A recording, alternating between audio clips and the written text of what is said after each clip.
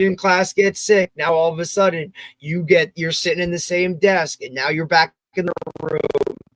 And now you're feeling a certain type of way. Week 4, week 5, right around that end of September, October is where that sickness starts to run rampant within locker rooms. Right. And that could wreck a season on something. Yeah. So now you're talking about that aspect, even, the detail within what's been, researched and put into it, with the airflow vents to keep it light, but there's so many other components to it itself that just adds to the all around of why it's structured this way, why it's done this way. And, the average Joe or whoever person is going to look at it and not understand that. But as coaches, most parents don't understand that aspect of it. Right. But this is why it is the way it is. And you would think oh, that's obvious, but it's not, right? Because other pads just don't have that aspect of it. Yeah. And a lot of it is like you mentioned before, like mass producing. How can we get it as quickly out there and as fast as possible? Right. And a lot of it's not geared towards, one guy or one position or one select group of positions. Everything is like, well, yeah, it could fit your lineman and it also could fit your wide receiver. They're two different positions doing two different things. I'm not saying the pad should be completely different, but it definitely should be somewhat different, right? Like it should not be the same thing. So to go back to your point, like that's why a lot of pads are what they are, because it's like just mass producing. And hey, this is our pad, and this is we have our lineman can wear it, a wide receiver can wear it, your quarterback can wear it, which shouldn't always be the case. Especially if you want, at the high school level, I always say when I see different customers and people on the road, you're only about maybe five players away from losing a shoulder injury, a leg injury, from your season really getting out of hand. Right. So we say, you want to protect, even if you start off with 5-6 pads and filter them in. And as the years go on, 4 or 5 years down the road, you're going to have every starter in your next Xtech pad. Right. But at least that first year, you're protecting the 4 or 5 guys you need to protect the most. Because let's call it like it is. You lose 3 or 4 of your best players. Sometimes they get out of hand quickly and the season can go in a completely different direction. So that's something we also preach as well. And that's why we can kind of gear it towards different positions, different play styles, because not everybody's built the same. Right. Do they have like how they have the Virginia Tech ratings for helmets? Do they do something like that with shoulder pads or anything like that, or no?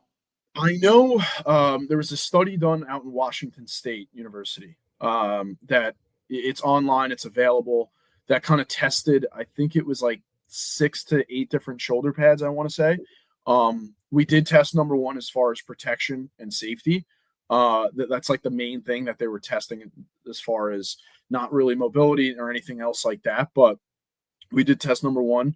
But it's definitely not as a point of emphasis as helmets, as you could imagine, because with concussions, injuries, neck injuries, they're just so prevalent. I think that's so geared for parents, players to look at, you know what I mean?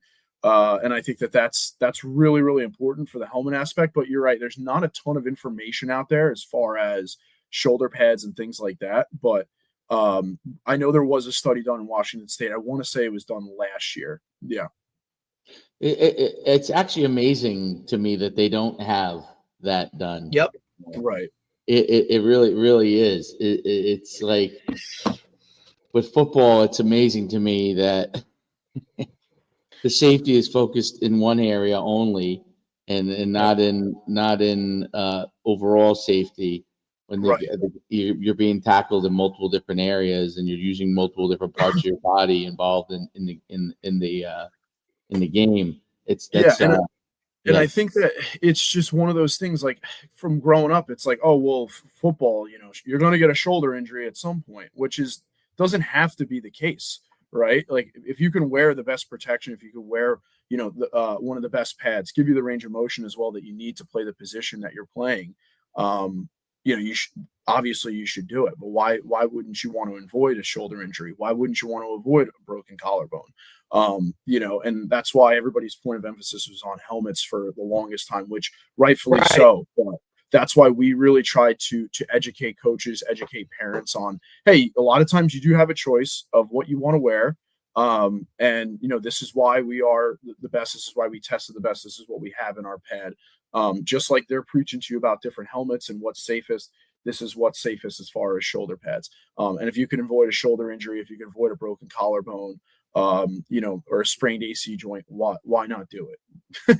You know what I mean? And I think, John, I think 2 points, right? There's 2 points that I think, that you made right there that I think are extremely important. One is with the way the game has evolved and changed, right? Obviously, we've seen them taken out of the tackle, right? And now it is mainly based off using a shoulder, right? So you saw the technology and all of those things get so focused on the helmet, right? Because of obviously when the movie Concussion came out, it was a big deal and all of those things.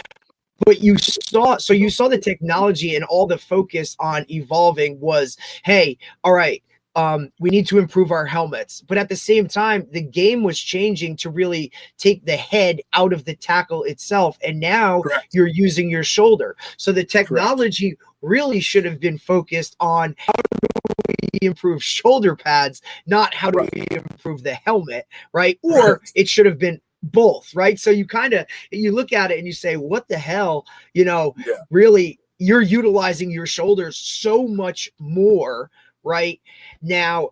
So now to see the technology go in a different direction, it's just interesting to me, right? Like who's going to be the school that becomes the Virginia Tech, right? With helmets, who goes and does that with shoulder pads, right? To now be that, the forefront of it and all of those types of points of emphasis on, hey, these are the best rated shoulder pads. I just saw I watched the whole thing on the new light helmet, right? Which is to me incredible.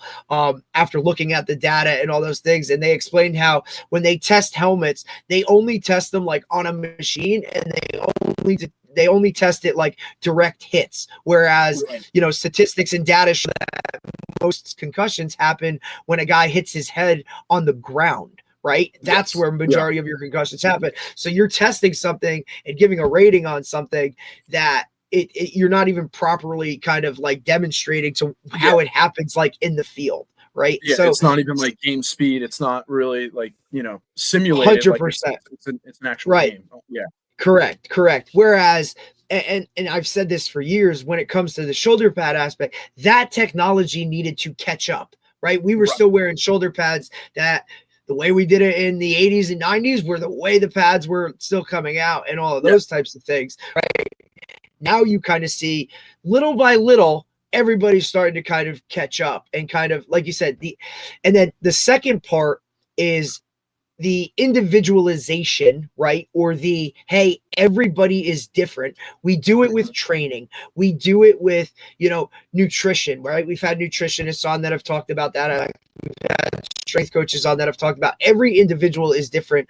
Why wouldn't you look at it the exact same way when it comes to equipment, right? And at the same time, coaches now, right? You used to be responsible to equip all of your kids in pads, right? It's expensive. It's what it is. But so it was kind of like a cookie cutter model. Get this many extra larges, get this many larges.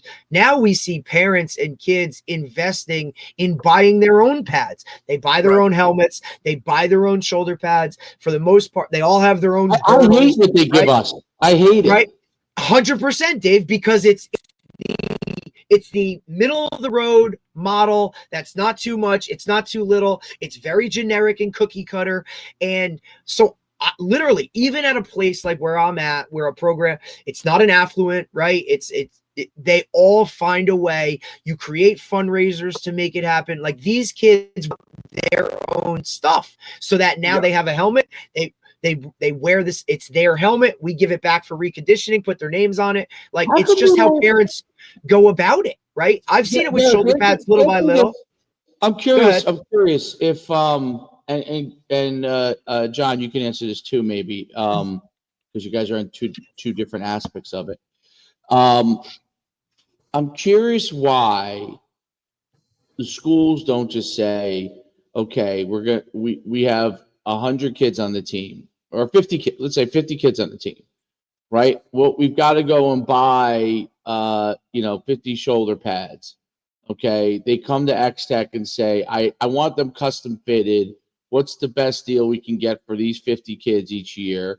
This is what my budget, and backdoor into it and then get them custom fitted for it and have you out for one day and doing that. I don't understand why schools don't do that. I mean, you guys might be better explaining it to me, because it was always one of the most frustrating thing as a head coach, because you would take so your kids who are the lowest level, the freshmen in JV, right? And they would get all the shit pads, okay? Every time you want to be the first in line, right? And they're the kids that are new into football, for quote unquote, getting smacked around in scout team, right? Yeah. Your players who are your best players, right? Got the nicest stuff. And obviously they're not even probably getting touched as much because they can avoid the contact because of the it's a scout team chasing them around. So I don't understand. Have you guys ever gotten that? Now I know the NFL, obviously, in college, you guys are.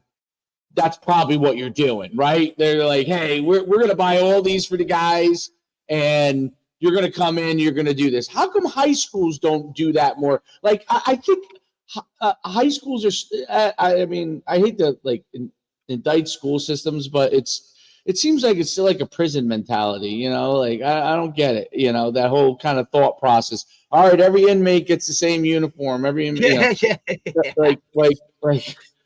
do you have that discussion? Maybe I throw it to John, and maybe I'll throw it to you, Coach D, because you're trying to also on the school side, like how you guys navigate.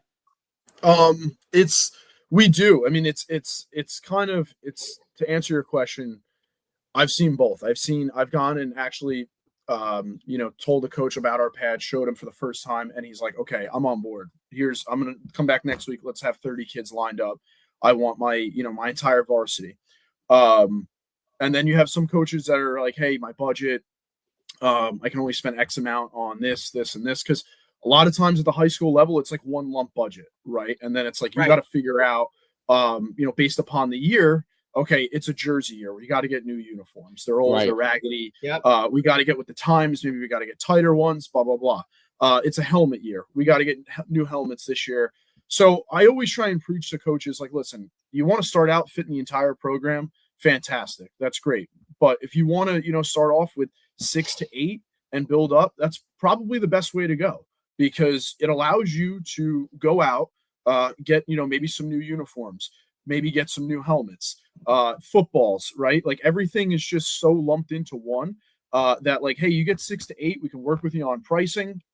I can come out and fit the guys if you want, or you could send me height, weight. We could do it that way. And then year over year, we'll work together, and we can 3-4 years down the road, we have every starter, on the offense, or every starter on defense in an Xtech shoulder pad. And since we are an NFL and pro pad and a Power 5 pad, Power 4 now, we are going to last probably a lot longer than what else is out there. And since we do all of our own reconditioning in-house too, from NFL all the way down to high school, and even individuals now, they're very, very conscious of everything. So like we'll have individuals that'll order online that'll send it back to be reconditioned.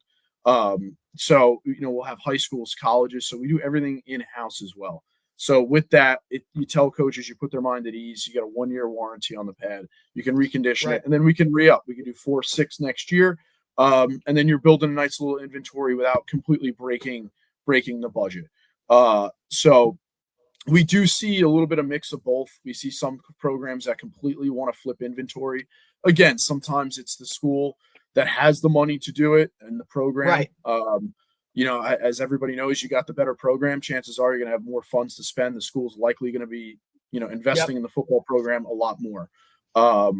So it's one of those things. It kind of depends on the program, but also, believe it or not, it depends on the coach, because a lot of times if he's there for 25, 30 years, it's going to have a lot more pull than if he's there, 2-3 years. It's the way it is. You can have a lot of coaches that you meet with that are there for long periods of time say, no, I can get it done. Don't worry about it. Just send me a quote and, we'll have you back here. Or, hey, I'll get you sizes by tomorrow or tomorrow, next week. Some coaches are, hey, I got to speak to my AD. And we got to kind of go from there. It's a process. So, and we completely understand that, but we're here to accommodate everybody. We know that there is kind of like a thing around us that we are a higher price pad, which we are, but with good reason. Because we only focus on shoulder pads. That's it. And everything from the neck down. So maybe, shoulder pads, thigh pads, knee pads. We only focus on those areas. So with that, that's our main area of focus, and we're going to kind of really go with the times as well. If we see that there needs to be adjustment to the pad and we need to kind of advance it, that's what we're going to do. We're not getting into anything else. So it's we realize that as well, that we are on the higher price side, but we're here to accommodate a lot of programs, and know that 5, 6, 8 a year is the way to go. But you're right, you don't really see a lot of programs flipping inventory to say, all right, we need to switch into this. It's few and far between that really do that we need to kind of completely revamp the program. So it is interesting, because a lot of programs, it's the same thing every single year, saying here's your pads, here's your helmet, here's your uniform. If you're a senior, you get first pick at what number you want. Like it's just right. But you've heard some interesting stories too, like coaches make it fun for kids. Like I've had programs where coaches are like, listen, we buy your pads in maybe 6 to 8, 10 a year, and then we have to go elsewhere for the rest, just for the fact of budgetary reasons. But if we have a junior or a sophomore that's really busting his ass in practice, we have like an end of the year little MVP as far as like training camp, and he gets to wear an Xtech pad. So like kids kind of battle through that too, and coaches kind of make it fun for players. Like, hey, you want an Xtech pad? You got to show us. You know what I mean? Like they make it kind of like a competitive thing, which I think is a lot of fun, and it speaks to us as well, because it kind of makes us feel good. Like, yeah, we are on the higher price side, but kids want to wear us. And again, the NFL is our greatest marketing asset. 100%. Because look, there is no better selling point than when they turn on the TV on Sunday or Saturday, right? And a guy's running around and his in the back pad that's hanging out says Xtech, right? Like that's the best marketing aspect of it. So for you guys, it's a trickle down effect from the top down in terms of highest level. Hey, we all want to wear that. Whereas a lot of the companies, they just depend on mass production, work with the youth moving up because of just sheer numbers, right? But your approach has always been, hey, we want the best players in the world wearing our stuff. And that's why, we created a pad that, one, it might be more on the expensive side, but you get what you pay for. That's how I look at it. If my kid is there and this is the best feel, and this is what, is out there in terms of, going to put him in a better spot to, prevent injury, and then to have him perform at the highest level, then that's what I'm going to do. And if you're a coach, I think that's the way to do it is, all right, let's get 3 to 6 a year, right? We'll kind of build it in. Or, hey, you start talking at a parents meeting about, hey, these pads are going to help our kids and keep them healthy and do all this kind of stuff. You bring in an AT, right? Or an athletic trainer to kind of sign off on it. And mom and dad are going to be like, all right, well, how do we do this? Right. Yeah. Or, that kid going home every day saying, mom, like, dad, Jimmy has Xtech pads, and he's like, that alone will get sales and doing it, because I think there's creative ways to do it. And Dave can attest to it. He's been a head coach. Like, you find ways, like even without a budget, to figure it out or make it work, right? If that's going to ultimately, put your program at a better light. I think the problem is coaches, they just kind of look at they're thinking about everything other than the shoulder pads, right? Oh, well, we got to run these plays, or I got to deal with this kid doing this. In the level of priorities, like equipment comes, 5 or 6, dude. You know what I'm saying? And for football, which is different than any other sport, you have 75 guys. It's not basketball where there's 12 guys, sneakers, shorts. Here you go, boys. Like football there's a lot of things that go into it, and equipment. If you're not aware of kind of that part of it as a head coach, you'll just move it to the side and be like, all right, well, sometimes athletic directors do the ordering for some programs, right? And it's like Yeah. you Yeah. don't even know, you're trying to figure all this other stuff out, and these are some of the things that we really kind of need. So you really have to kind of that's more plugged into those types of things. And like you said, it's really hard as a new coach. You want to come in and you're like, hey, I want this, and it's like, well, look at the price tag on that. Like, we can't do that. But guys used to say to me, what do you write down what you what want? Do you want? Yeah, a I'm wish like, list. Give me your wish list. Everything I want, and then they pick and choose what they want to get. I'm like, well, can I put a priority on this?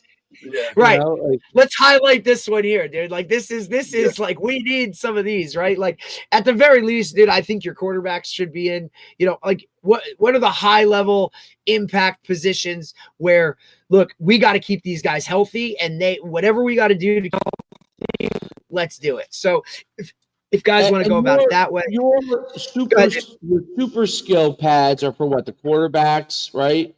Yeah. And so then, mainly they were made for your wide receivers, DBs. And now it's really it's gradually it's gone to your defensive ends now, because your edge rushers are absolutely. Dude, think about the range of motion that the edge rusher needs, Yeah. right? Like, think about Micah Parsons, dude. Like, the range of motion that guy incorporates.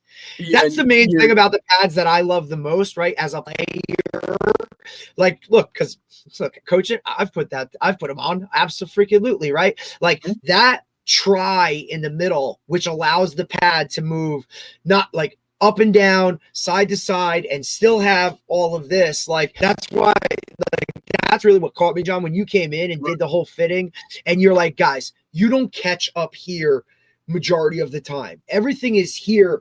And like, just for those kids to see how you can still maneuver, even as a D end, right? Like, I got to tackle, my arm has to go this direction. Like, that's what the range of motion within the pad itself is what I think separates it. Just because of that. And those guys wouldn't understand that unless they put it on and actually like felt it out and went from it. And just feel how the difference in like the comfortability. I mean, you guys know, like, the jerseys nowadays are so freaking tight. You need two people to put them on, two people to take them off. Like, it's crazy. And like, and you look at like the NFL and college, it's like some of the Nike and Adidas uniforms. You need two equipment guys taking it off of each player. Because they use the Velcro, they use the double-sided tape to keep the pads, the jerseys on the pads. So, but yeah, the breathability, the range of motion, like, for us, that's really, really key, along with the protection of it. And you mentioned the parents before being, going to different parents meetings and everything like that. It's really valuable for the parents to see too, because they know that the school is getting what's best for their child, whether it's,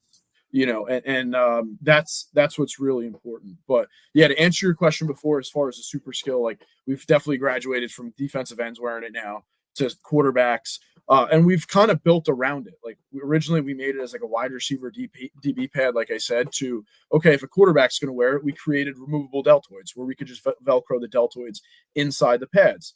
I mean, there's thousands of combinations that we can work with, where we can, if you have a righty thrower, you can leave this side open and then put a deltoid on this side. Right. We also have the customability too, like, right? Like, look, everybody gets that. Everybody wants the Lamborghini, but like, hey, what am I going to do to my Lamborghini to just separate it from everything else? Right. That's kind of how I look at it. Hey, look, these tires on it. It's the same for you guys. Like, hey, we're going to add this to it. Or, like you said, you're a righty thrower. Let's do this. Or you've had a previous injury to this shoulder. Right. Let's do something here. Or, hey, let's protect the ribs, right? Because that's, or hey, I mean, everybody's back plate because they love how it looks. I get it. I always wanted a back plate too. But Dave, you were a running back, right? So, that difference in just how you function. What type of runner are you, right? Like, are you going to be more of a ground and pound? Are you going to be more of like a skill guy? That adaptability within all, absolutely. Yeah, for sure. And it's funny, like, the different things that you see when you're out traveling. Like, it's crazy how the equipment also has turned into a fashion statement more than it's turned into protecting yourself. Like, like you said, the back plate and everything like that. Like, some coaches, it's so funny that they're so 50-50 on it. Like, you're like, hey, coach, you want back plates on any of these pads? Hell no, they don't need back plates. Yeah, and then some absolutely like, not. Yeah, why don't you add them? It is funny that you see it on the road. Like, kids are just, it's changing so much. The different sayings on the back plate now. Thank God we only have ones that say Xtech, because the new sayings on the back plate now, it's like, it's getting crazy. Oh yeah, I got one. I think one of my kids said something about, like, I don't know, something about, like, like, who's your daddy? I'm like, dude, what are we doing? I'm like, all right. Or like, if you can see this, you made a bad play, like some shit. Right. I'm like, all right, bro. Like, it's crazy though. Yeah. That's why, like, yeah. And you guys, like I said, it just says Xtech. Like, that's it. We're good. We don't need to do all that. We're more about like what it actually is rather than the show. Correct. And like a lot of other pads, they can put your team colors on it and everything like that, which is, that's well and good, but we kind of designed it within the fact that we wanted our pad to be fully recognizable, even to a parent, to a coach, to a player. Whereas if a guy's wearing it in an NFL game or a college game and he sees it 2 or 3 times and he's not familiar with the brand, he sees Xtech on the back plate. The first thing he's doing, he's going to his phone and looking up Xtech shoulder pads, right? Yep. So whereas, like, some companies, they kind of color it up, they make it look like the team colors, which is great, but we kind of wanted to make it very generic, and we wanted to be more focused on the game as opposed to, and like what we're about, as opposed to kind of the colors and the writings, the sayings on the pad and everything like that. So we just wanted to make it just football. So you also have some like cool accessories, like you have the bruiser pad, the QB torso, belt cushions. What are some of those accessories? Like, what are those designed to do? Is that designed to like give you coverage where you're looking for it, or? Yeah. So the bruiser pad, and I can get into each one of them. The bruiser pad is mainly for your exactly what it is. You have a linebacker, a running back, guy who's just, kind of everywhere at once. He's all over the field, plays every down for you. Maybe a kid with a chest injury, a chest contusion, we can kind of throw that in there. Another thing to note too, for coaches and parents as well, we also use it as like a little bit of a filler too. So if you have a player who's in between sizes, say he's a small, medium, we could throw that in there, and we could. It's a great point. And then put the medium on him, right? And now that kind of fills it out a little bit more, gives him a little bit of extra coverage, and it's made with that foam, that military grade foam as well. So it's super comfortable, super protective, and every one of our accessories, with the exceptions of stuff on the belt, on the ribs and on the belts, are all Velcro accessible. So you can always take them in and out as needed. We have tons of players that'll take them out for practice, put them in for games, especially quarterbacks. I mean, you know how some of them are, they don't want, they don't get touched in practice. So it's like, I'll take it off and put it back on. But and it's also good. It's good to note for coaches too and parents, because if you're looking to buy your second set of Xtech, say your son or your player grows out of it, right? You can keep that now. Saying you're going from a small to a medium, look, we can keep that, take it out of the pad, and we can reinsert it into the new pad without buying anything extra. It's just, extra little pieces that you can have. As far as the belt cushions, those will weave right on the belt there. Those are most common for, I always say it's for your linemen that say they don't have 6-pack abs. Maybe you got like a little extra flab that's rolling over on the belt. We all know you get some chafing in there. Yep. So the belt cushions are just like kind of like an additional accessory to make it a little bit more comfortable. Your belt ribs are more for your mobile QBs as well as your slot receivers. That's going to weave on the belt right there as well. We've actually added plastic on that within the last year, just for a little bit of extra coverage there. So most common, like Tyrod Taylor wears those. Just a lot of mobile guys wear them. Of course, you have your rib guard for your quarterbacks. As far as like your 360 insert, that's mainly for top of your AC joint. I always like to say that's a bullseye for your AC joint there. If you have a kid who we all know, like we see like on every team, there's that one kid, he's got like nagging shoulder injuries on every single program. You got one of them, right? He's constantly complaining about shoulder sore, shoulder injured. We kind of just put that right on top of the AC joint there, and that'll kind of just hug and pillow the AC, and it just adds a little extra support. That's most commonly for your your linebackers, running backs. Then we have a isolation insert, which is going to come in a set of 4. So what that's mainly used for is for your collarbone. So if we have a lot of times we have kids that'll break a collarbone in another pad In there. and what we'll do is we'll put those in there and that'll kind of pillow and hug the collarbone. We'll put them on each side so it evens out. Just as a little additional support, a little extra support, especially if you have a guy who's coming off surgery as well, just because a lot of times you're rehabbing, you're still experiencing a little bit of pain, a little bit of twinge in that area. We have horseshoes, which will kind of attach here, wrap around, and then attach to the back. So that's just another additional support, especially for the outside of the shoulder. A lot of running backs, a lot of linebackers love that as well. And then we also have something called the removable channels, which is going to sit on the front as well as the back. As a baseball guy, I love them for torn labrums because chances are you're going to have surgery in the front or the back.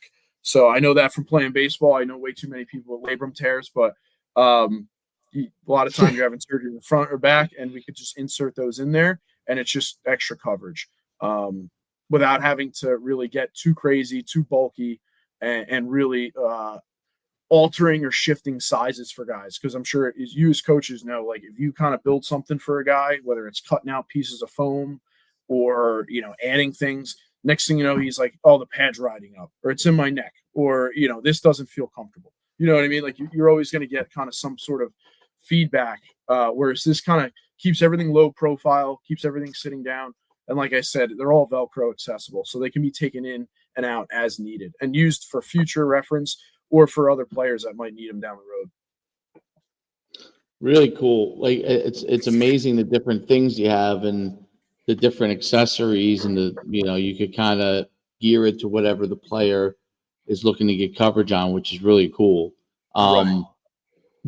So if you were to do like comparisons, okay, between Xtech and like different places, different types of shoulder pads. So like, for example, like Xtech versus Battles or Xtech versus Shut. Like what would you see as the differences? Like what would you point out to someone and say, hey, this is the difference between our pads and a Shut pad. This is the difference between our pads and a Battle pad, or this is the difference between ours and a Rydell. What are some of the major differences? I can't comment too much on other pads, but as far as like the things that we do well and that we kind of allow athletes to have is the range of motion is definitely a big sign, as well as the foam and the comfortability of it. And the one thing I always like, if a coach has another pad lying around in the locker room or his office, if I go and see him, you just feel the difference in both. And I have a demonstration that I could do a helmet slam. Derek's seen it, where I put my hand between two pieces of our foam and slam my hand with the helmet as hard as I can. And I don't feel anything. There's nothing. Nope. No broken fingers, no bruising. And once they see that, a lot of times you're like, holy shit. Whoa. Like, yep. Yeah. Like this is insane. I got to show the AD, or I got to have, at least a couple of these. And then you start getting into some of the nuances that we have, whether it's a dual cantilever system, which I don't want to bore you guys. I know it's a little more scientific, but most other pads have one. We have two, which definitely helps with the absorb impact and to minimize impact as much as possible as far as you feeling it. So, and then when they feel the inside of the foam, they feel how comfortable it is and they feel how light it is while also being protective. They definitely start seeing the differences, and they start seeing, okay, this just isn't your regular shoulder pad that we can get with 25 helmets for free, or this is like something that's new. The technology is advanced, and you guys had said, Derek, I think you brought it up before about like the tackling, and like just that's one of the main points that I bring up is like the game's changed. Like one targeting call now, you're out, you're done. Especially at the college and NFL level, there's no questions asked whether you mean it or not. You're out of the game.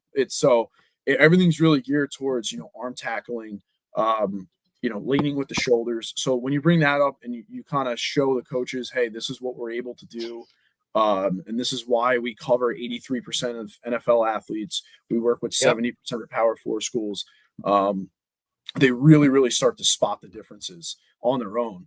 And I got to be honest, I've never really gone to a school where a coach doesn't see the value in it, I'm not saying every coach is bought. I'm not saying that at all. But what I'm saying is they always usually see the value in it. Of course, like everything nowadays, it's going to come down to how many can we get, what can we afford, and what players can we protect? Can we open it up to parents?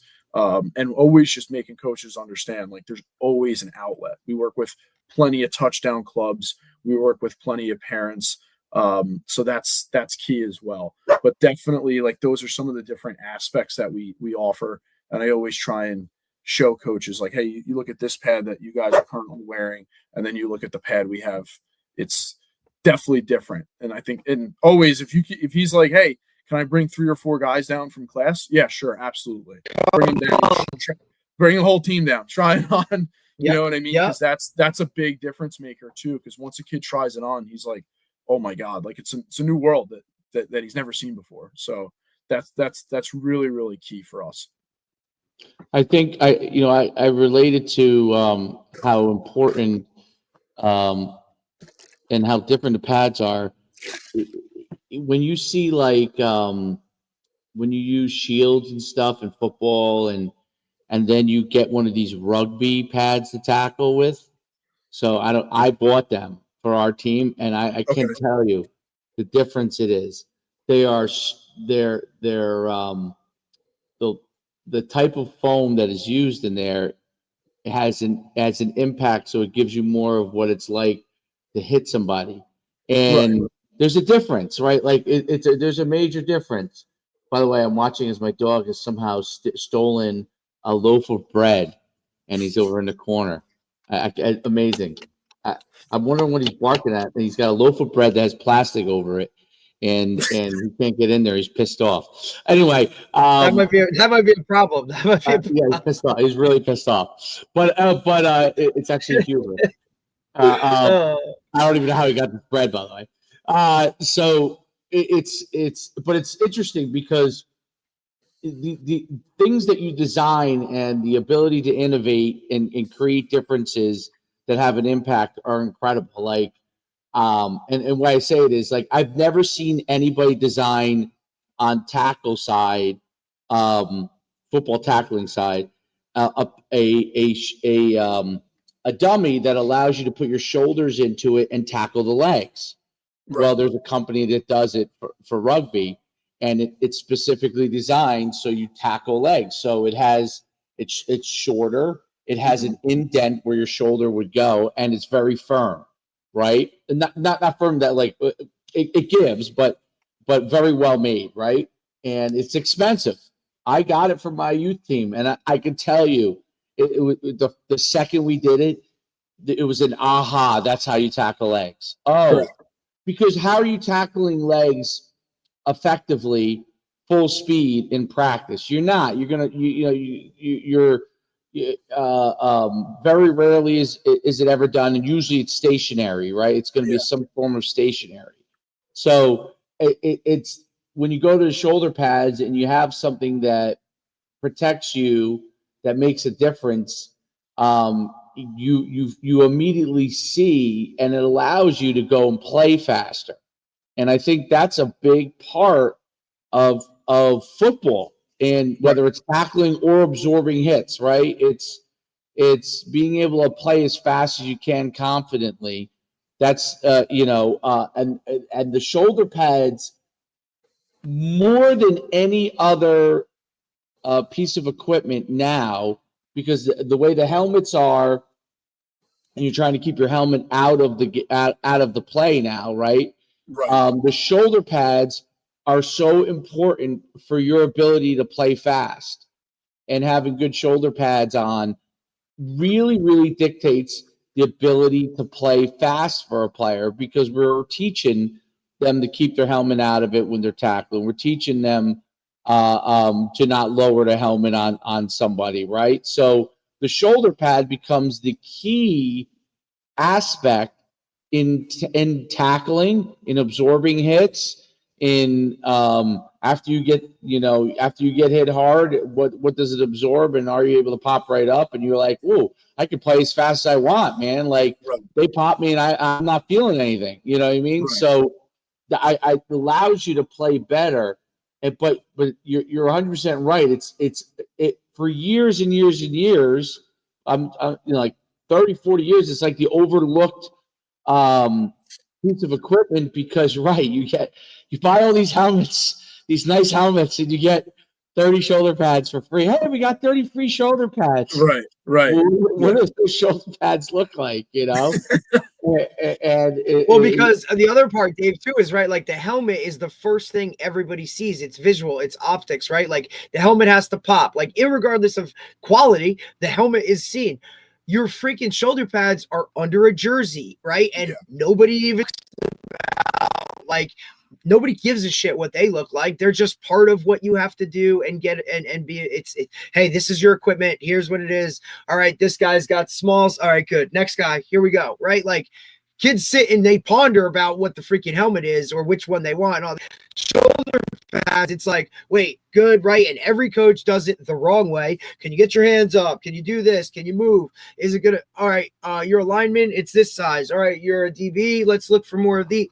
Right, it's the attention to it. It was just kind of one of those shunned to the side type things. Where now with the evolution of a game, like my shoulder pads need to be just as much of a priority as a helmet, right? When it comes to it, because that's how we are tackling now, right? We are rapping, rolling, we're using our shoulders, we're doing all those types of things. It's just more, I guess it's more the awareness of it is kind of, I don't want to say catching up because I still think it's far away, but it's getting there. Yeah, and you don't a lot of people don't realize like an improperly fit shoulder pad, just like an improperly fit helmet, can lead to injury. And like a lot of coaches, a lot of parents, they don't understand that because, of course, everybody as a parent, they're like, well, if he's going to be a medium next year, I'll just put him in a medium now. And you're like, I wouldn't advise that because we want to play for them now. We want to know, we can't guarantee he's going to be put on 15 pounds to be a medium next year. I know you want to plan for the future, but you want to be able to fit him for now, because if the pad shifts and moves around too much, then you're going to leave areas exposed that we don't want to be exposed, right? So like that's also key too, where you see some schools, you see some programs like you brought up before. Here's your shoulder pad. Here's your helmet. Here's your jersey. Get out of here. All right, let's go see you at practice later. Like that's not how you fit, and it could lead to injury, and it could lead to, to maybe a guy sitting out 2-3 weeks because he wasn't properly fit. So like that's definitely a key thing too, and definitely more of people are starting to become more aware of is like, okay, yeah, just because you wear a large T-shirt doesn't mean you're a large shoulder pad. Like we need to kind of properly fit you, and we need to make sure you're in something that's suitable to you. No doubt about it. Absolutely. Especially your age level, Dave, right? Like, dealing with 10-year-olds and trying to fit them, right? When, most times the guys fitting them, they're a dad that's on staff as an assistant coach. You know what I mean? Like they don't properly know exactly. No fault to them. That's not their expert. That's not their area of expertise. But, you're trying to get your youth kids, Dave, like to be in the right, they're going to be, coach, right. Because by the time the 10U goes over there, all the good pads are gone. So we just end up buying our own. Like we just buy. Like you look at it and you're like, that's not good. I'm not doing this. Yep.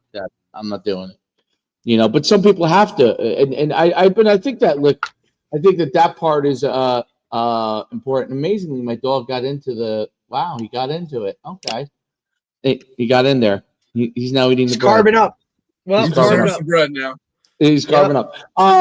It's actually so funny. He's looking right at me like I got it, dude. Like, yeah. What are you gonna do about it? But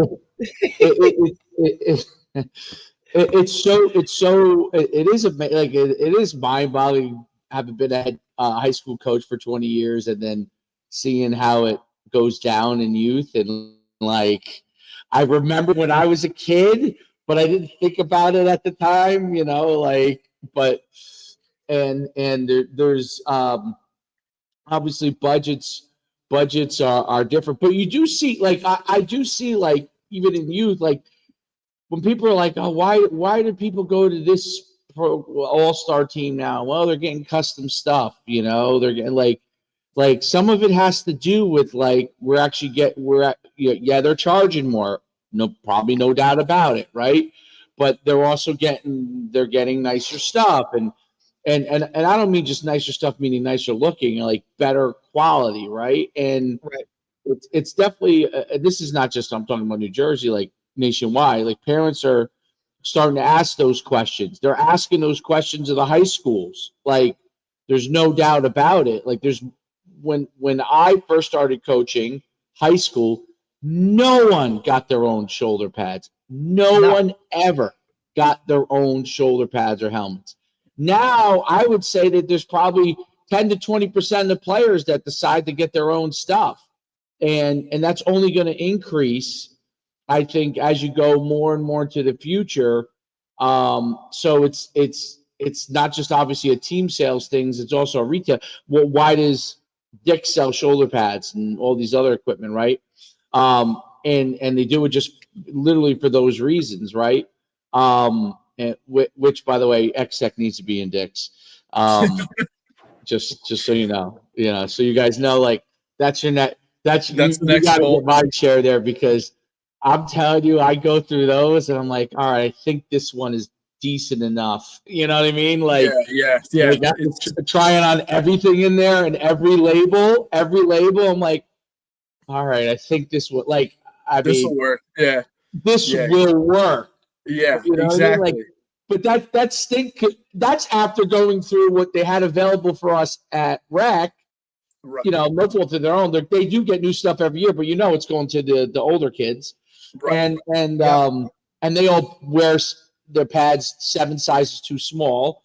So they're wearing like these, which is taking away from pads from the little guys who really should be wearing those sizes. Right. But yeah, when you go into Dick's, right, there's just a wall of shoulder pads, and you're trying these things on, and you're like, okay, I think this is. Among the things that we don't like that much, this is the best, right? Yeah. And if you went online, you go online, like that's where you guys, like I think you guys just have a big sign like, hey, come to East Hanover and try on our pads, and you guys, like a fitting day, yeah. And you might not be able to keep it with the Mando at that point. I know, and like I always say, like I don't have any kids yet, but like as parents, they have enough to worry about during a football game. You look at parents; they're watching their kids scared to death up there, as they should be. Whether it's 100% they are. There's no doubt. They want them to play well, whether it's they want the team to win. They don't want the player. They don't want their son to get hurt.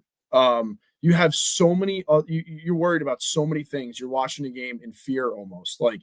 It was so funny. Like I heard Michael Irvin, he was talking about his son when he played at Miami, and he was like, how nervous I was watching my son play at Miami it didn't even compare. When like he would play receiver for the Cowboys or Miami, he's like, I wasn't nervous at all. But he goes, watching your son is one of the scariest things, because you want him to do so well, you don't want him to get hurt, but you want the parent to be at ease at least enough to say, okay, I outfitted him in Xtech shoulder pads. I outfitted him with a really good quality helmet that's tailored to him. You want them to realize, like, you worry about so many other things during the course of a game. We don't want you to have to worry about your child's safety. We want you to know, okay, he's in an Xtech pad. We know from the neck down, he's going to be well protected. So that's like a key thing I always bring up to parents too. Is that you're nervous as is during a game. We don't want you worried about your child's safety out there. So that also definitely helps, like with preaching to parents. And you brought it up with like Dick's Sporting Goods, like you said, it's good enough. Which should it really be good enough when it should be? Right. No, he's got the vest on. He's protected. We know that for sure. That is definitely like what you said about parents on the. At youth games and high school games in the stands, I definitely think the majority of moms look at it that way. There's no doubt. When I look at moms' faces, which I rarely try to do, some of them are not even watching. If you see the moms' faces watching the game, they're nervous. They're literally just looking. Oh my god! They're all next to each other. White knuckles, like it's almost like they're jointed hands, just like what. And like they're out there like, and look, again, yeah, you see it, right? I see it. They're excited and nervous at the same time. Right? Like all they care about is like after the game, right? Like, look, it's why it's such a big deal when guys are like laying on the field after an injury, right? It's just like that fear of, right? They're always going to have that, but any way to decrease that. And if it's, hey, my kid's in the best shoulder that are out there, and I know he was fitted correctly because like we saw it, how someone came out and like fitted them one-on-one, puts me at ease. And any bit of that lessening, like where you could kind of, help them feel more comfortable with what they're allowing their kid to go out there and do, is a bonus to me, because it only alleviates problems for me as a coach. It's one less thing for them to hate me for, which is irregardless anyway. But so they know it's not half-assed, like, because we're out there, we're fitting their child. They look at the technology and they see what it's made of, what it consists of, where we are in the game. No, it definitely adds some sort of ease. Like you said, you look at some moms during the game, it's like they just want the game to be over. They want everything to be okay and just game over. Good. Everybody's good. Let's go home. Like let's go have dinner. Like, it's just one of those things that, and you, like I said, parents go through enough as far as watching the game, worrying about their child, hoping the player does well, hoping the team does well, and hoping nobody gets hurt. Like, it shouldn't be a fear in their mind that, that he's going to get hurt, or you want him to be in the best, period. No doubt about it. No doubt. Well, it's been great having you on, John. Really, I learned a ton today. Thank you so much for having me. I really appreciate it. This has been awesome. Thank you, guys. No, really, absolutely a pleasure. It's always interesting talking the different things within football, especially equipment, which rarely gets enough shine from that standpoint, and it's often misunderstood thing, and probably one of the most important things you should understand. So, it's funny because my son started playing lacrosse this summer for the first time, and I came away from the game. I was like, oh, that looks like a ton of fun. And my wife was worried about, she's like, oh my God, this game is more violent. She said, this game is more violent than football. Right. And I was like, because the sticks, they're slapping at each other with the sticks, and they're checking each other off the field. And I didn't even think about it at all. And I'm like, well, when you really think about it, football, that's going on every play, right? So, but they don't think about it because they're in pads and stuff. So when you see someone get checked, like, and knocked off to the sideline in lacrosse, everyone's like, whoa, you know what I mean? Yeah. But football, that happens every single play. So like something, it's just that they don't go flying, but something like that happens every single play. And, but it's interesting because I've never stood next to, in football, I've never stood next to fans. And even when I go watch games, I sit away from people. So I really don't sit near people, so I don't really know what people's reaction were. And it's the first time I've ever been at a sport that was physical, where I was on the sidelines and I saw the moms, and I was like, oh my goodness. So I'm like, I can only imagine when you brought that up, I can only imagine what the mothers look like in football on the sidelines when all this is going on. If they're like that in lacrosse, when it's so violent. I'm like, wow, lacrosse is so violent. I'm like, football, it's like crazy, I'm sure hockey moms go through that, whoever, when their kids are playing hockey, the same kind of thing, right? When people get checked. But it's really interesting. And that to me is more important, that the reason that people should understand how important equipment is. If you think about it a little bit from a mom's perspective, you'll know why you want to put your kid in the best equipment you can, instead of thinking about it from a dad's macho perspective, which is get in there. But you want both. You want both. You want to get in there and hit hard. But the mom is worried about your security, so you want to make sure you have the right pads and so you can hit as hard as you need to. Right. And I look at it like, when I'm on the road, like, I don't look at it as like, oh, I'm selling a coach, or I look at it as like, it's education. really, because I mean we're going on Right. our 15th year now, and as far as pads go, and like in terms of football notoriety, like that's not a long time. Like you have your Riddells of the world, you have your Douglases, you have these other companies that like they've been around for 40, 50 years. So for us, we're still pretty young. So for me, it's like I look at it as we're educating parents, we're educating players, and we're educating coaches, right? And we're showing them what's out there and what's available to you. Like this isn't anything that's like it's not attainable. You know what I mean? Like anybody can have an Xtech pad. Like, and we want people to understand that this is very educational based too, because we want players to see what's available to them and what's out there, and what's actually suitable to their play style too, and not just like and who they are, not just like, oh yeah, here you go, wear it. This is no questions asked. Like that's really what we look at it as too when we're out on the road. I think the only kids that could wear a Douglas shoulder pad is if you were a big old lineman. With the And you're putting that big old Neck roll. Douglas shoulder pad on. Yep. If you're a skill guy, you got a Douglas shoulder pad on. You ain't moving very fast. So you ain't moving very fast. No, I mean, I always see it. I'm like, okay, that can protect somebody that's big. Let me get. That's a big bulky no dude. skill guy wants that. You put that on a skill kid. They're like, Coach, am I a bench warmer or something? Coach, how come my pads don't look like that guy's pads? But like you said, that was part of it, right? Like you kind of earned it. Seniors went first, right? And they took whatever. Then the juniors took whatever. And then, now, like you said, Dave, like for you guys, what's left when you get over there is what is left. And you're kind of like bottom of the barrel, like, damn, all right, well, you know what? Like this ain't going to get it done. Like we got to do something about it. When I see, I don't mean to pick on Douglas, but when I see all Douglas shoulder pads left when my team gets over there, I know we're in big trouble.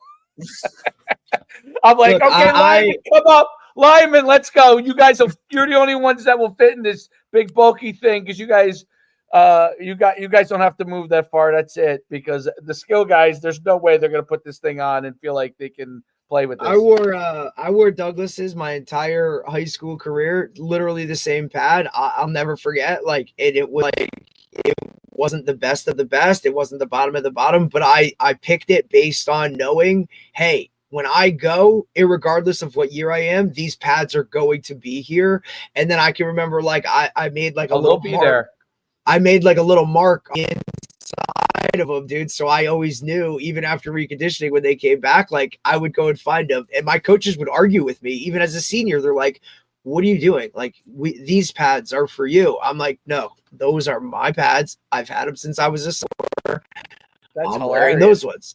And they were like, there's some. I'm like, yeah, I know. There's something wrong with me, right? Like, I get it. But, like, these are my pads. Like, that's what it is. And, like, the other guy, they'd all be, like, fighting over this one or that. And I'd just walk right by the line. And I'd be like, I always thought that they were more for, like, I always thought they were, like, were they a company? I never looked at this ever. I just always thought to myself, like, is that a company that makes pads for linemen only? That was what I thought, but obviously their whole design is a bigger, bulkier, like kind of deal. That's their philosophy.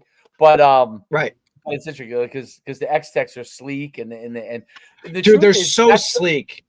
The truth is that's the thing that people don't realize is that's actually those pads are lighter and actually are protecting you more because of the way they're made versus the big, because people like they put it together. They say, "Oh, more padding, they must be better," right? Like, no, not. Oh, that's more protection. It's the quality of the protection. And Dave, I'm telling you, like, I think Shook, by the way, copied you guys in the design. So you don't have to answer any of these things because I know you guys are in the industry and all that kind of stuff. But I always felt, at Derek, I don't know if you remember this, but when we were at Red Bank, I think we had some Xtechs, right? And then we also had some of the Schutz the next year, and I was like, oh wow, these look like, are these Xtechs? And it's like, no. I'm like, did they copy Xtech? Like the design? You don't have to answer any of that, But I thought that was the first thing I thought to myself. Was like, wow, they look a lot like the Xtech pads because Xtechs they still are obviously a unique look to them, Right. but they were unique, like literally unique look to them. They did not look like other shoulder pads originally. Right. Now, and that's why we've even switched it probably since you guys are at Red Bank. We've even switched the design up a little bit to even stand out. What ways can we stand out even more? Whether it's different way the slots and vents go, but that's also going to benefit the player. Like, we don't want to make adjustments to it for the sake of making adjustments, right? Right. Like, we're going to research it, and we're going to look into it. And if it also helps us, look apart and not look your standard industry white shoulder pad, that's why we have the gray and black look. We have some neon green in there so you can spot it really easily, and it's going to distinguish us. So that's something that we look at too, as opposed to just staying the course, looking the same. We kind of wanted to stand out, definitely. No doubt. All right, well, we held you way too long, John. So you're now free. This has been fun. This has been awesome. Hopefully, when the youth pad comes out, we'll do this again. I appreciate it. The extra small youth pad is like the equivalent of like what a large. I mean, extra small adult is like the equivalent of like a large. Was it like a 16? It's like a 16, 17, right? Yeah. So like minimum weight, we'll put a player in at like confidently like 130, 130. Oh, okay, yeah. That's extra small, right? Extra small. Yeah. Anything below that, I don't like to suggest it to parents. It's just, your kid will get there eventually at 130 pounds. You might as well wait until he's fitted correctly. Might as well wait. Right. Absolutely. You know what I mean? So, and John, and that's something too, dude. Like, that's where, the utmost respect for that too, because, the company's not pushing something on it. Like, we don't make a youth pad, but you could fit into this one to just get a sale, right? Like, it's quality over quantity, right? You're doing the guy, like, that's just part of it too. Like, guys genuinely care. They literally know what they're talking about when it comes to them. Never had. And I'm just telling you, when John puts his hands between two pads and takes a helmet, dude, and swings it full go down on his head, and it's like, see, guys, like, this pad is, doesn't hurt. It's unfreaking believable, dude. Like, you just see the faces of the kids, and they're like, what? Like, that's not gonna hurt. Then, like, oh my god. And then, like, nowadays, it's like the phones start coming out. You're like, you got to do it again, and then it's like, it goes on every Instagram story, every Snapchat. Like, it's just like, so. And then that's how it definitely spreads for sure. Like, it's awesome. Kids doing that, and then it spreads throughout the locker room. Because one player sees another player have it, and then they start asking, or they ask coach, "Hey, how can we get these?" So it's definitely, there's a number of ways we've kind of branched out, and we've been able to kind of market ourselves without like paying for a commercial or a billboard or anything like that. Like, it's just, so that's really, really cool. Just finding unique ways. Like, another unique way is we actually had. Like, a physician did research on us, and he had players that would come in and get surgery on the shoulder, and then like parents would come in and ask, like, how can we avoid this, that this doesn't happen again? And we didn't even know the guy. He just like did his own research. I don't even think he was from the state of New Jersey. I think he might have been from like Florida, and he would suggest Xtech shoulder pads because he's like, I'm seeing this pad as nobody's really getting injured. Everybody's very, very confident in it, very, very comfortable. So it's like things like that like, you're like, wow, this is pretty neat. Not to mention, like, you're seeing your work every Saturday, Sunday, and Friday night. Like, that's pretty awesome too. So yeah, definitely we're really excited about the future. Very cool. Thanks, all buddy. Right, John, we'll have a great having you on. Yeah, absolutely. Take care, guys. Enjoy the rest of your day. All right, talk soon, bud. Thanks. Take care, guys. That was great. Great cool stuff. God, I look at them now, dude. I wish we could have those. What do you guys have? Dude, do you guys have Xtech, there's a couple. Well, we don't as a program, but there's kids within the program, obviously, that have them. Like 5 or 6 kids that have them for themselves. And obviously, like, we take them, we recondition them, we do all that. But like, those guys know, they have their names, like, we put their names on them and stuff, so they know exactly what pads they are. And what you see happening a lot is, these guys will buy them, wear the pads, and then when they graduate, they'll either give them or sell them back to somebody else in the program, right? Because they're still, what am I going to do with shoulder pads if I'm not going on to play ball at the next level? Or they'll just take them and use them in college, right? And then they bring them to a college or wherever they go. And that's kind of how they've marketed it. They've kind of gone off of, selling to the individual in terms of, let me get Odell in a pair of these. Let me get whoever in a pair of these. And then everybody sees it and then they start working with it. That's just that side of it. Once those guys actually get them on and then like go out and be like, hey, can I go through a practice? Sure. I mean, dude, they really are unbelievable. And I get it. They are expensive, right? But, when you pay for something of that, like the quality matches what you're paying for. And it's an investment. Like you now have these for 3 years or for all 4 years of high school, whatever it takes. Like, and you want that. I mean, they're unbelievable. I never put together, I've heard say it before, but it wasn't the focal point of it. The breathability of it. Right. Because like when you're sweating and you're hot and all that stuff, and the pads are just, those solid places where nothing comes out right there with the holes kind of drilled through each of it, like that. Now that breathability adds to kind of almost keeping your body cooler as well. Just a totally, like another whole side of why they are like where they're at. Yeah, agreed. Really, really good stuff. Like it's and he's been from the ground floor up. Like he's literally been the guy with putting them together, and now he's in the sales. I've known him for probably 5 years now. Like, when he was first getting into it, and he knows the company inside and out because they're that small. You know what I'm saying? Like he can talk about if a guy has, more of like a science type question, right? Which is why he's been successful within the company itself, but they haven't like tried to explode too fast, right? Like, how guys, sometimes they see it and they're like, oh, we gotta, whatever. They've taken it little by little, gotten feedback, continued to do the research, right? Obviously making it through COVID and kind of being, figuring out that process was really big for them as a company. But, like I said, now they're looking to expand out of East Hanover. I mean, literally like a mom and pop. And now all of a sudden it's like, hey, 83% of the NFL guys are in those. Like, that's your market, right? And then big time college, like, here you go. It's all about the individual, right? Because once the younger kids start to see it, I think they're going to explode when they hit the youth market, just because we know how parents are with that type of stuff when it comes to, think about like, I compare it to probably like bats in baseball, right? Yes, like, oh, my kid's got to get this bat, or like, now, oh, he's got those shoulder pads. He needs those shoulder pads. So, well, in baseball, pretty cool. There's a glove, okay? Oh God, that's exploded. All right, we haven't gotten it yet because we're not doing fall ball anymore this year, so it's too much.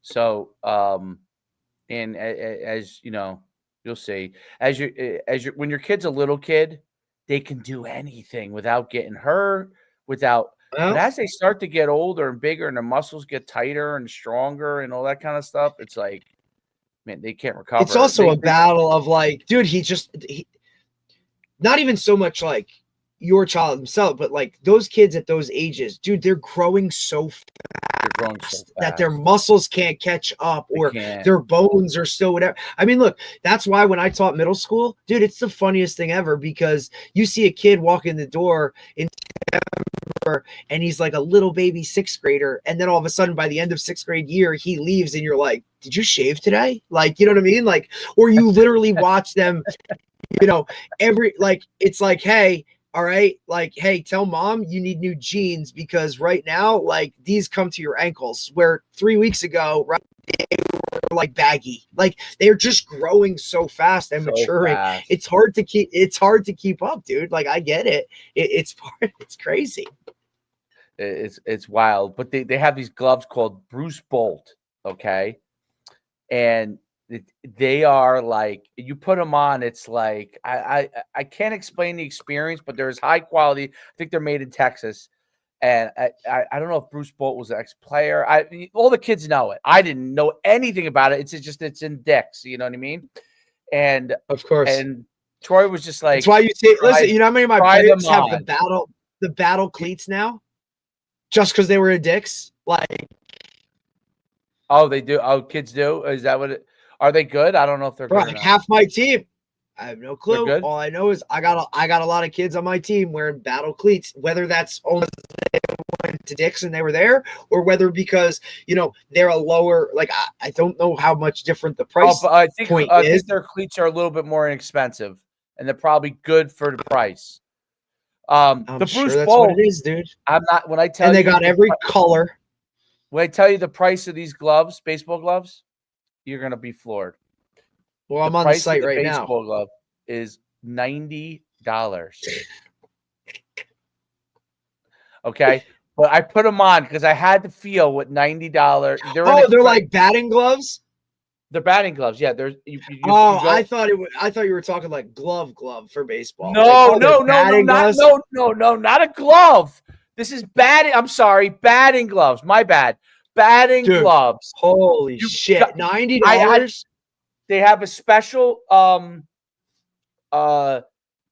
thing they come in. Oh, they made got like a lightning bolt on them.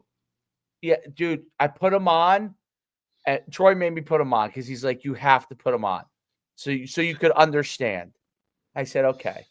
I put them on. I was like, Oh, and they got the little slide guard that you buy a little package of it. They give you, they're oh my god, incredible they feel. give you an arm sleeve. So now I knew why they like them so much, but they're so expensive. Okay, They come in every color you could imagine. Do they? Yeah. Oh my god, dude. They're in. So what is interesting is like the Xtech model, like the companies like an Xtech, like Bruce Bowl, and like all these. There's smaller companies that have come up with these better quality products. These like niches. Yeah, you could capture a niche. You could capture a niche, like in football, Schutt and Rydell are always going to be the biggest in most of the areas because of the helmet thing. But you could capture a niche, meaning you like the light helmets. You could be a great helmet, right? You could have a great pair of shoulder pads like the Xtech. And I think that players are looking for more of that specialization in what you do. You make the best pair of gloves. You make the best pair of helmets. Best helmet. You make the best shoulder pads, right? Like those are things that I think players are 100% looking for, and parents are looking for, and they'll pay more for that quality if they feel like their kid is getting more protection, or 100%. Also, I just think, right, with the way society is now, anything that is more, it's the same way we don't coach everybody the same anymore. Everybody's their own person, and any way to get that individual type of one-on-one feel these guys want, or that's what parents, oh, okay, like he's doing that, we're doing, like it's more of that one-on-one. It's not cookie cutter based off of how, okay, here's the shoulder pads, everybody gets the same, right? Like everything is based on an individual one type of basis. That sells. You know what I'm saying? That sells. And if you can have that niche, like it's a big deal, right? I remember middle school, right? One of our kids wanted the Dion type face mask, right? Like we used to call it the bird cage with the two on the side here, right? Like that type of face mask. Nobody in the youth program had it, right? And then it became, hey, we can go to East Bay and we can order this face mask, right? So before you know it, one kid had it, and then it was, hey, can we put, hey, I want this. Hey, I want, like, this is, you know what I mean? Like those little types of things. That's what separates, right? Look, my kids on my roster, they know, right? Like, hey, he's got Xtechs. Like, how do Xtechs? It's like, well, you pay for Xtechs, right? Or he's got that helmet. How do I get that helmet? Well, you pay for that helmet, right? Like that's it. Look, we'll give you what you need, but if it's something different, then you can go and do that. I don't think that was a big thing where the individual within a football team went and bought their own stuff. It was never a thing. It was what coaches gave you, what the program gave you. That's different now. That's changed a shit ton in the last 10, 15 years, right? Like Definitely. There's no doubt that's changed tremendously. It's the same thing. And I guess maybe you could kind of compare it to when it comes to like sneakers in basketball, right? Like there's always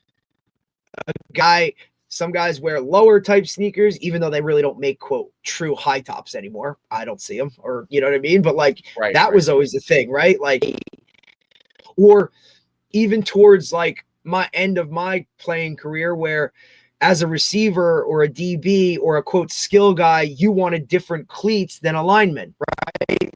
Like that was the weight of your cleats or how they were designed, right? Like linemen wanted a bigger, bulkier type of, maybe had a strap on it across the front. And skill guys, it was no, man, you want the lean, sleek type, like lighter type of cleat where, speed was more the focal point. Whereas a lineman, that individualization, I think, within shoulder pads, like, yeah, I don't want my lineman wearing the same shoulder pads that my, receiver's going to wear. So I think that customization, I think, separates it too. Plus, hey, I can add some add-ins to this because, I've broke a collarbone before, or, I've had some shoulder problems, like, or I'm going to be doing a blocking this way or that way, or tackling this way or that. Like that stuff too, I think is something that separates them, where it's not the generic, hey, this is what it is. Agreed. Absolutely agreed. There's no doubt. Yeah, John's great, man. John's great. It's why he does really good at what he does, because he can sell, dude, and he knows the product inside and out. And look, you've been in sales. That's part of it. You know your product inside and out. You got to be able to ask every question, and he's also passionate about it. And that's coming from a guy who never played football, dude. He was a baseball guy and got into it. Right. Very cool. I could call him, text him any time of the day, be like, buddy, what are we talking about? What's the deal? What do we got new this year? Let me know what's coming out. Like, you know what I mean? Like, and those guys pound the pavement when it comes to coaches clinics and all that stuff, right? Like they're sitting at their table right next to the guy with the Guardian caps and right next to here. And it's always, my budget, dude, get a little every year, get 5 every year. And by the time you're wherever, like the whole team's got them and now everybody's happy. Right. So they just have a good model. I like it. And I love that part of it too. I'm biased because I love the equipment side of it too, dude. Like I think it's so cool. It's the most underrated, we talk about nutrition and all that stuff being underrated. Equipment goes right on par with that. Right? Like if you don't have good shit, man, you ain't going to play good. So definitely. We are back tomorrow too. I'm excited for tomorrow. I know it's a crazy time. We got 2 guys from Texas, both offensive coordinators. And they're talking run and shoot. So it'll be cool. That's the one that's at night, right? Correct. Yep. Okay, cool. Yep. And then Thursday, we're back with Coach Barfield, who's the head coach at Cortland High School in upstate New York. First year there. So he's turning around a program up there, which is he's like a big, strength and conditioning guy as well. So interested to talk to him too. A little upstate New York football. What's that? That's Coach Barfield, Mike Barfield. He'll be on Thursday. So we got a really good week. Wendy, by the way, Urbeck, our first dietitian and sports nutritionist, just went on Tony's podcast, Tony Hollers. Man, it was dude. She killed it, and it was a really good one, dude. And she doubled down on your creatine thing, buddy. So you're doing it right. Yeah, I don't know. I can't. Tony was like, guys, take notes, right? Like take notes. He did it as part of his, sprint football podcast that he does. I think bi-weekly or whatever. But he had Wendy on, and dude, she's so passionate about what she talks about and on all those things. I mean, it was a really, really good episode, and I'm just telling you, a lot of coaches are going to start to really look into that side of it more, just based off it. Because Tony was like, dude, we could talk for hours, right? Like, yeah, it was good. And so it's awesome to see someone kind of doing other things and getting out there and talking and doing all that stuff. It's funny. It is funny. It's very funny. No, no doubt about it. Tony's stuff is gone a whole. He's in a whole new world. He's writing a book, man. So many guys that we've had on the podcast writing books right now. It's amazing. Tony's writing a book. Coach Sadlock is was at Cedar Grove, but longtime coach in New He's writing a wing T book right now, dude. I mean, these guys, retirement must be nice, dude. Retirement must be nice. Here you are, you write a book when you're not retired. For these guys, wait till retirement to do it. I know. It's I need to write another. And I watched I watched a little of your I jumped on your Husky yesterday with your guy. He's crazy, bro. By the way, your co-host for that he's nuts. Like he's the man, Steve. But dude, it was so funny him talking about losing to Delaware, and oh my god, dude, I'm like, holy shit, like he lost his mind. Dude. He's like, dude, we can talk about whatever we want to, dude, but we can't stop anything. Like we are so bad on defense, dude. He's like 500 yards to Delaware, like it's just. It made me think like, look, if you're a high school, right, and if you're a high school prospect, right, now, especially with Delaware becoming FBS, right, Division I, right, and UConn and Delaware are recruiting you. Like back in the day, it would have been, I'm going to UConn, they're D1. Now, dude, I really have to like sit and look and say, I'm probably going to Delaware based off of success, and now they go and beat a UConn, where that shouldn't happen. I don't care how close you are in whatever, right? Right. Does that now knock that? Does that now that obviously now probably hurts UConn recruiting because, dude, I'm not going there. I'm going to go to Delaware. Definitely. Well, UConn doesn't even recruit New Jersey, so a whole different part of the problem. Right? And meanwhile, I'm sitting there and I'm looking, hey, you do know that like the starting quarterback for Delaware, who's not even really their starter, is a Bosco kid, right? Like he's like that kid could have easily been at UConn. You know what I'm saying? Right. There's no doubt. If UConn throws that kid an offer senior year, he goes to UConn over Delaware. So 100%, dude. I talked about that as well. I mean, it's that's an issue, definitely. There's a lot going on there. Like we talked a good amount about it, but yeah, I think you said there's some in-house like quarterback issues going on, like some of your insider information. Nice job not revealing your sources, by the way. But I think, like, you know what I mean? Like it's just it's so frustrating to just see it, right? Like you see a really good program like that could be like, just do good things, right? And like you have a really good coach, man. Like that guy's good. Like, but he's not going to be there very long because they're going to force him out based off wins and losses.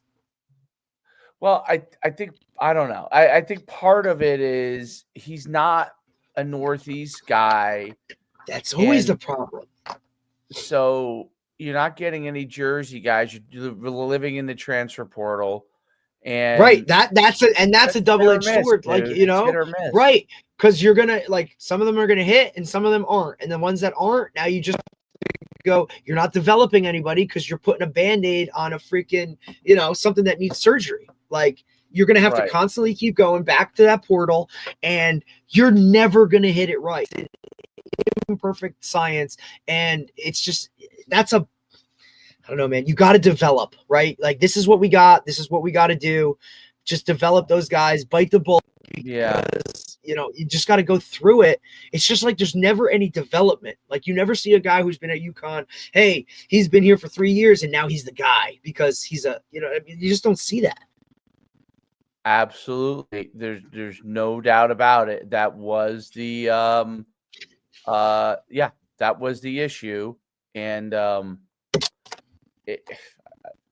it's just I know, dude. I'm sorry. It's got to be so frustrating as an alumnus. Like, right? Like, look, I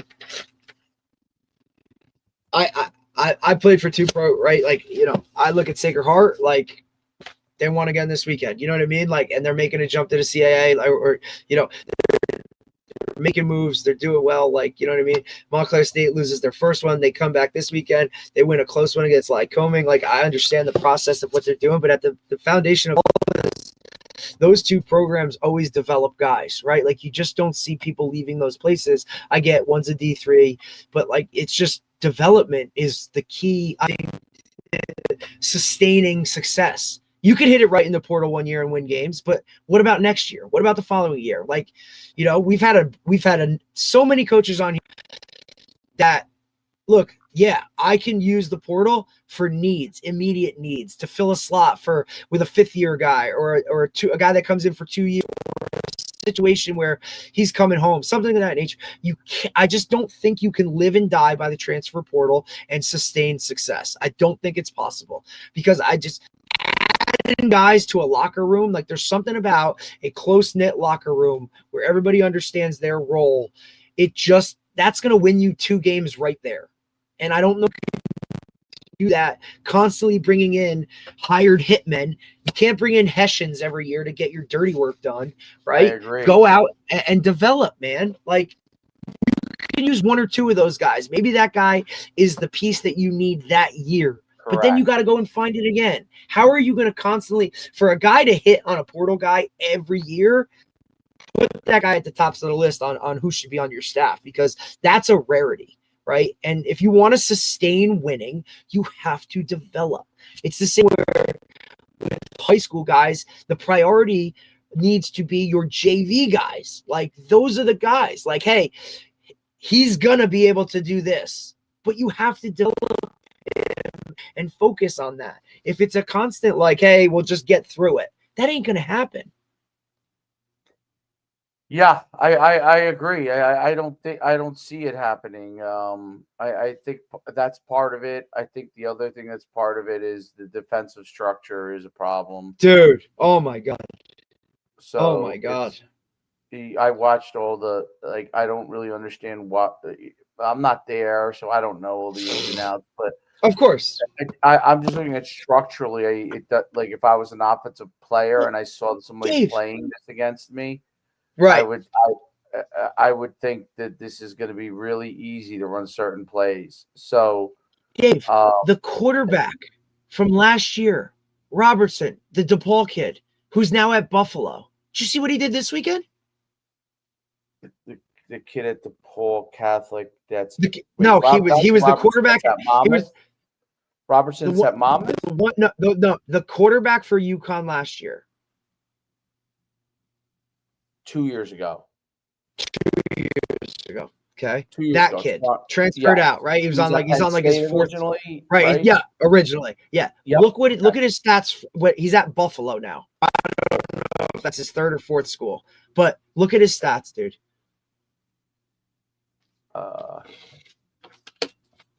Buffalo, he's at now? Yeah.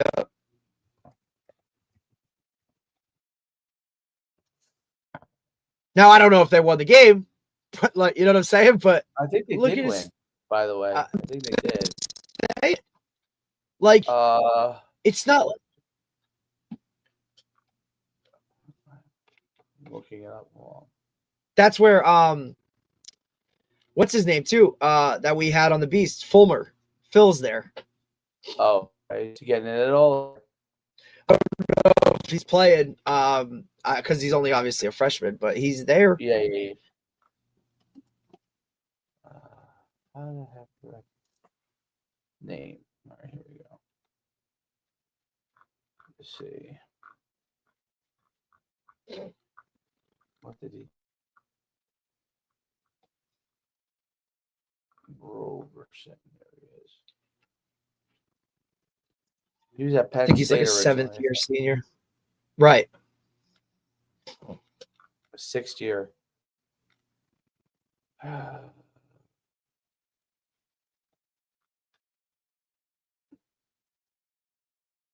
Whoa. We went off against Kent State. Yeah. I get it, but still, I mean, dude. Like he was in the program. Yeah, he wasn't good at UConn though. That's what I'm saying. I just think that's crazy though. But like, why wasn't he good there? Was it all him? Or was it, you know what I mean? Like offensively, I don't think offensively is the problem at UConn. I think the problem is defensively. So offensively, Dave, how many times have you heard me say Steve doesn't like the running the offense they run running wise, but oh really? He doesn't see like it the as- run game? Yeah, I don't see it as big of a problem. Because I think that they have a really good passing game and they get a lot, they score a lot of points, and I really just think the problem is that defensively, either they don't have the guys, okay, which could be possible, or B, and that's I'd say that's their own fault, because if you're recruiting transfers, you got to get the guys, and then Yep. I would say, or B, the scheme they're running, which I think is really honestly the bigger problem. The scheme they're running is a lot of blitzing. It's the 3-5, and Dude, I can't. all Delaware ran was the power read against us, and they couldn't stop him. How can you stop it in the 3-5? And he's not. That kid for Delaware isn't quote unquote a running QB. Like he's not. You're not. You know what I mean? Like run, though. He can run. I get yes, you're right. But you're He's not like he's not a right. Like I'm sure they're not dialing up run plays for the QB like as the emphasis of what they're going to do. Now this week they were probably like, look, we can do this against these guys. Yeah, what UConn. I mean, Delaware Cardi's was forcing UConn into two guys reading one of the options instead of one guy reading it and then others reacting. And I just thought it was a tough way to play what Delaware was doing. And I don't think it was going to lead. Like just looking at it, it just looks like a very difficult way to succeed against what they were doing. So I don't know. I agree. I don't know if that's. I haven't watched any Delaware games, so I don't know if that has to do with what Delaware did or right. I don't know any of that, but I'm just looking at as the game unfolded, like they were lined up in certain things that like. But like a tight game too, man. Like, come on, man. Like a tight game. You're still the Division I program to the Division I AA program. Like, and I get Delaware has been a high level FCS for a long, long time. Dude, you should be able to squeeze that thing out at the minimum. Yeah, I mean, listen, 4th and 2, we should have kicked the field goal at the end of the game. What the fuck was that, dude? What the fuck was that? And then and then in overtime, third down from the 2-yard line, we threw a pass. I know. Why didn't we try to run? You throw, but you throw on second, like right, like. I'm not saying I hate to be like line. I hate to be the guy that always that questions play calls, those kind of things, right? Because again, we're not privy to information why guys do what they are. But we're just eye and run power, or offset eye and run power, and just try to see if we can push them. You should be bigger than them. That's what I'm saying. That's my thought. The structure of your roster. You should be able to push a lesser tier opponent around. You're the Division I program. All right, yeah. On paper, right now, you're even. You're both FBS programs. But Delaware just got there, man. Now, okay, I'm sure they've been recruiting for bumping up a level for a couple years, but those guys, it just shouldn't match up, dude. It shouldn't have matched up the way it matched up. And Dave, when I saw it, I was like, oh my God, I'm not even gonna message one play like 100 times. Power read. I'm not even messaging Dave because I am not doing it. Honestly, we do it for we talk on the show, and that's why I watch it and everything, because people like the show a lot. Especially from UConn, yeah, hell yeah, people from UConn people, right? That's the big thing. That's why you see everyone in these colleges. I'm not really invested. I just no. I mean, look, the guys that I think Eric it's LeGrand and in the sense called that the we should be better. like I thought last year was a breakthrough year, and then I'm looking at it now. I was like, oh, like this is gonna be really, really good. Like, look at these guys on the, you know what I mean? Because I've always just wanted UConn to be good, dude. Like, look, I was at Sacred Heart. I was in state their first year when they opened up the stadium, right? And they had just made that move to FBS. Like, they had just bumped, you know, and I was like, man, this is a really cool, like they could do this. Those couple period. Correct. That's when they had a really good running back. And then Orlovsky. Yeah. Orlovsky was good. That's when Steve played, by the way. That's when he played during those. He's such a dork, Orlovsky, dude. He's such a dork. If you can, Steve played with Orlovsky. Is that even a word that people use anymore? But he's such a dork. Knows his shit though, dude. And he gets a bad rap, man, because he ran out of bounds. He ran out of the back of the end zone. He gets a bad rap, man. But I love it because he's always willing to talk shit on some of those programs, right? Like he tells Ryan Clark, like, dude, like it's kind of funny. I love it. I love that. Guys that are willing to put themselves out there like that. Ryan Clark's he's a piece of work, dude. He's a piece of work, dude. He really is. Like, he's got some very strong opinions on some things that I don't think should be involved in that world, but that's just who he is. I don't know what I don't know what his anger is about, but I don't know. Right, because hey, buddy, like if anybody got a shot, it was you. You got cut from the Giants, right? And like you still won a Super Bowl, like probably because you're playing Troy Malu, but whatever, dude. Like, like that helps having that guy when you look opposite safety. Yeah, no doubt about it. But, all right, let me run. I'll give you a shout. All right, guys. Yeah, man, go do your thing. We'll talk. We'll go see you guys tomorrow.